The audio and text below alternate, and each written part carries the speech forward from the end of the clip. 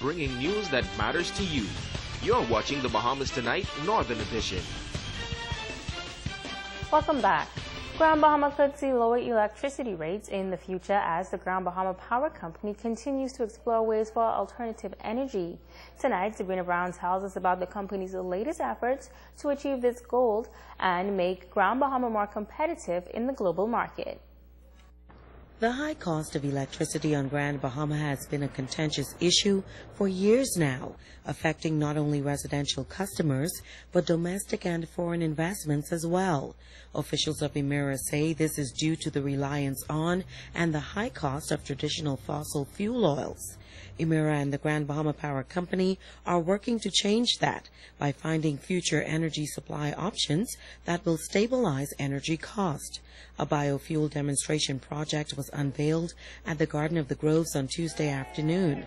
CEO of Emira, Chris Huskelson.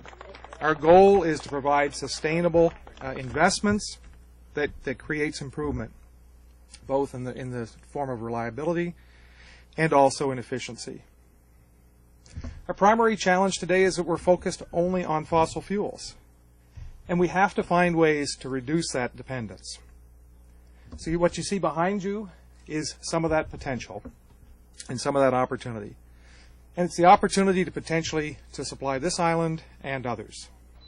Chief Operating Officer of Emira, Dan Muldoon, said this project, which is in the early scientific stage, would not only represent a new technology for this country, but also a new industry. He said biofuels differ from fossil fuels in that they are derived from renewable sources. When we embarked on our initial look at this project, a number of potential biodiesel producing plants were considered. It is important to note we recognize there is no best crop for biodiesel, just the most appropriate species for the region in which the crop will be grown.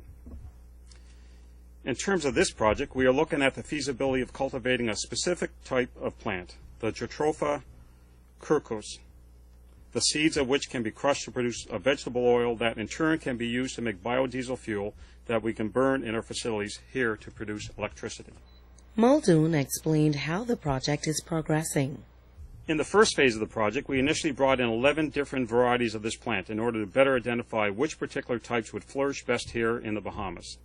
These varieties have been sourced from the Caribbean, Central America, the United States, and as far away as Indonesia. Initially, 600 individual plants were planted here in this field in late July of this year. As you can see, some varieties have not thrived or even survived for that matter. He said the best performers, which quadrupled in size in about 4 months, were imported from Haiti. The Emira executive also noted that cultivation of Jatropha does not impact food production. Sabrina Brown, ZNS Network News. There are just a few days left in Diabetes Awareness Month, and health officials continue to intensify their campaign as they challenge Bahamians to lead healthier lives. It was the focus of a recent conference held at the Pelican Bay Resort. Joan Davis-Frohl reports. It ranks among the leading cause of death, and it is a disease that health officials warn can be prevented. Dr. Augustine Agui says the number of persons suffering from this non-communicable disease is alarming. Just last year alone, more than $470 billion was spent on diabetes and its related complications. And so the focus in the last 4 years has always been the same: diabetic education and prevention, because we believe education holds the key to prevention, and prevention is really the key to stopping these threats. The local medical practitioner believes that diabetes education is vital. He noted a disturbing trend among young people. We're beginning to see the type of diabetes ordinarily that you will see in adults. We're beginning to see it in the young, the youths, and that is of great concern.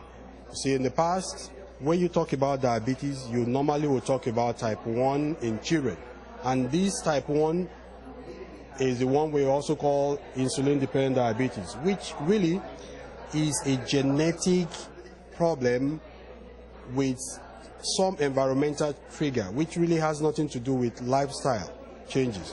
And that used to be the type you see in children. And this one is an immunologic problem in which the factory that makes insulin, which is the pancreas, is destroyed. Nutrition is said to be an important component. Nutritional representative Marilyn Dames. We have studies that show that persons who use 2 of our products in addition to a meal can do, because we have obese diabetics. We know that obesity is a part of the problem when it comes to diabetes. And we have persons who the doctor recommend that they lose some weight, or they may decide to take it upon themselves to say, well, okay, I need to lose some weight.